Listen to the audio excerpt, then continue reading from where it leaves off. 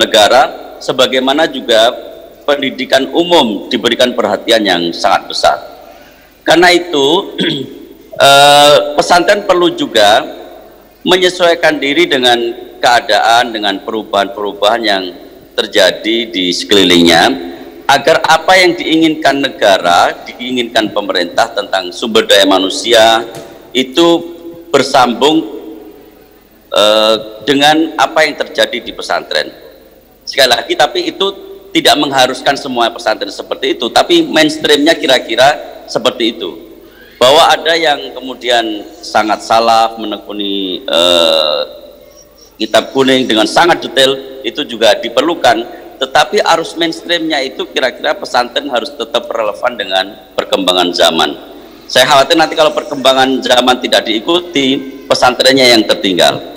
Saya kapan hari mendapatkan aspirasi dari satu pondok pesantren di Blitar, Pak Kiainya, saya sangat dekat dengan Kiai tersebut dan saya sering ke pesantrennya, mengatakan, Pak Sarmuji, kalau sekarang pendidikan pesantren itu nggak ada umumnya, Pak Sarmuji, nggak ada pendidikan umumnya, rata-rata kok santri itu jarang sekali yang mau masuk pondok pesantren. Nah, kira-kira itulah gambaran problematika pesantren kalau tidak menyesuaikan dengan perkembangan zaman. Tetapi akhirnya pesantren-pesantren kita sebagian besarnya mainstreamnya akhirnya juga suka atau tidak suka itu juga mengikuti perkembangan zaman, terkhusus tetapi dikhususkan untuk pesantren yang betul-betul salaf tetap kita perlukan untuk menjaga tradisi pesantren dan orientasi yang sangat khusus tentang kitab kuning dan pengetahuan-pengetahuan agama yang sangat khusus.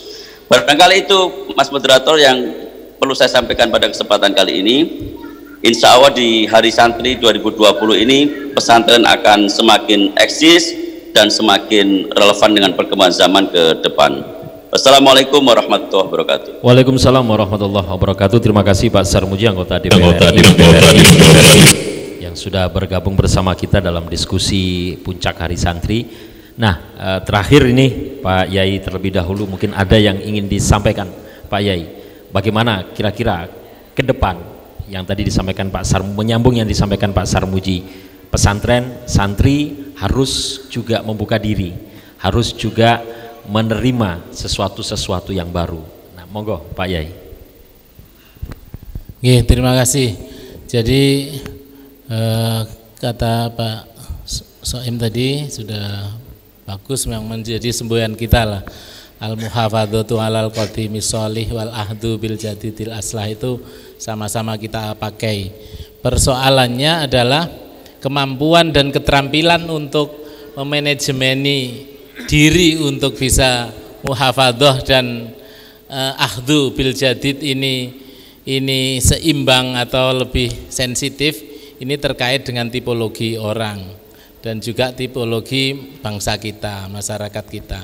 Masyarakat NU kita, misalnya masyarakat santri kita ini kebanyakan lebih berat ke muhafadzahnya alal qadimi sholih, lebih berat dengan orang berumah tangga istri tua lah, takut meninggalkan istri tua. Muhafadzatu alal qadimi sholih itu sama dengan istri tua. Wal ahdu bil jadidil ajmal, nah ini sangat ditakuti. Nah, sehingga ini menjadi persoalan kita untuk pembaruan. Biasanya kalau sudah terlambat baru gitu, baru pada ngejar-ngejar. Termasuk konsep kita ini, saya tidak ada yang komentar tidak bagus konsep ini karena sudah di Lokakarya kan sudah macam-macam ini ya, konsep prophetic entrepreneur education ini sangat bagus. Cuman persoalannya tadi memperkenalkan kepada masyarakat itu yang aneh. Umumnya kita kan sekarang tahfidz, geruduk, apa, geruduk, itu masyarakat kita. Hampir semua orang saya menyarankan seperti itu. Saya tidak mau karena memang ya itu pilihan. Kalau kita ikut yang sudah lazim sekarang atau yang sudah maju sekarang, ya berarti kita di belakang lagi sudah. Kalau kita mau ngambil ya ngambil yang memang yang akan datang. Ini untuk tradisi kita. Ahdu bil jadidil aslah memang hanya dimiliki oleh orang-orang yang superior. Orang-orang yang inferior pemikirannya, umumnya masyarakat itu ya biasanya mesti nguri-nguri. Nanti nunggu contoh dulu, nunggu booming dulu, baru pada ikut-ikut. Nah ini persoalan tradisi, mentalitas umat kita yang seperti itu, sehingga ya akan ya mudah-mudahan atau kita terus mengembangkan ini. Madhab khususnya yang pesantren ini memang sejak dulu, madhab yang dulu pesantren ini ada logikanya, namanya filsafat Ashabul Kahfi. Jadi pesantren zaman dulu atau pesantren salaf atau zaman dulu atau yang masih salafi, aliran memikirnya yang dulu, itu pesantren adalah cagar budaya saja, kayak guanya Ashabul Kahfi itu, bagaimana menyelamatkan iman saja. Nah, sementara pesantren modern itu mestinya harus seperti gua Hira, gua di mana kita mendapatkan inspirasi dan disebarkan ke masyarakat, atau Tursina, guanya Nabi Musa. Nah itu maka di situ ada yang bagian itu saya namakan gua Tursina, yang sini gua Hira, agar tidak menjadi guanya Ashabul Kahfi.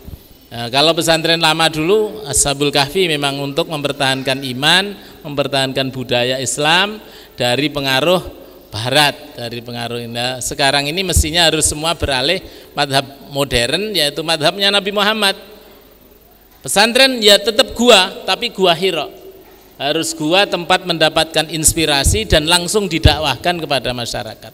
Ada kaitannya antara kepentingan apa yang di gulawentah di sini dengan kepentingan pasar. Program ini dengan program pasar atau masyarakat harus match. Mata uang kita harus payu di hadapan masyarakat. Kalau dulu kan enggak, Ashabul Kahfi itu mata uangnya enggak payu kan, karena sudah ganti rojoni. Tetapi memang mahal bagi kolektor, bagi apa ya mahal. Salaf-salaf itu mahal, nanti yang mau bertahan juga bagus karena nanti semakin mahal. Anggur yang berapa ratus tahun atau uang sudah kayak gitu, tapi tidak marketable, tidak layak jual secara umum. Nah, untuk kolektor, untuk yang gini, untuk anu-anuan aja lah. Oh iso maca kitab kuning apa ya, tapi sing diwacane sapa ya, hanya untuk untuk ya bukan apa-apa, ini pilihan saja juga bagi kolektor, bagi pentradisi, tapi itu monggo, tetapi tidak sesuai dengan konsep yang tadi al-muhafadzatu alal qadimi sholih, harus diimbangi dengan al-ahdu bil jadidil asla. Memang ya nahnu abnauz zaman, kita ini harus ya anaknya zaman kita ini. Jadi dan kita ini selain anak zaman, memang ya sejak Sayyidina Ali sebetulnya adibu auladakum ghaira ma'ul limtum bih. Ajari, tradisikan adab itu, tradisikan anak-anak kalian tidak seperti tradisi kalian.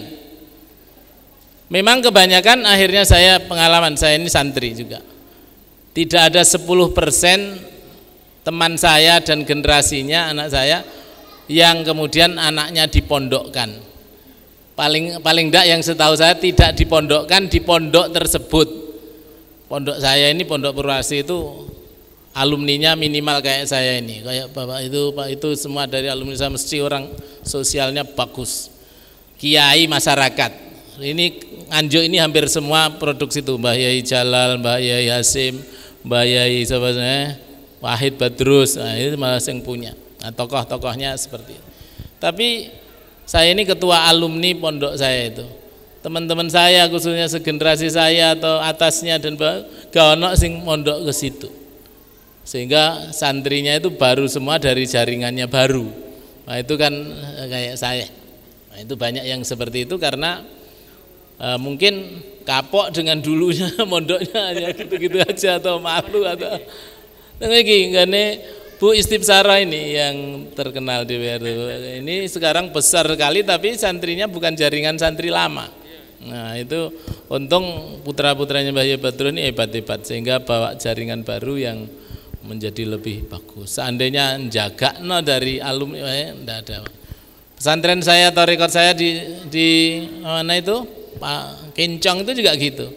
Sangat sepi kontribusi alumninya terhadap menguatkan pesantrennya. Nah ini yang juga karena sepertinya menurut saya juga gitu, karena pesantrennya mungkin tidak seiring dengan perkembangan pemikiran alumni yang itu tadi, mungkin begitu diantaranya, sehingga tantangannya bagaimana pesantren tetap seperti gua Ashabul Kahfi tapi juga seperti gua Hiro dan marketable begitu mungkin begitu Kiai nggih. Monggo.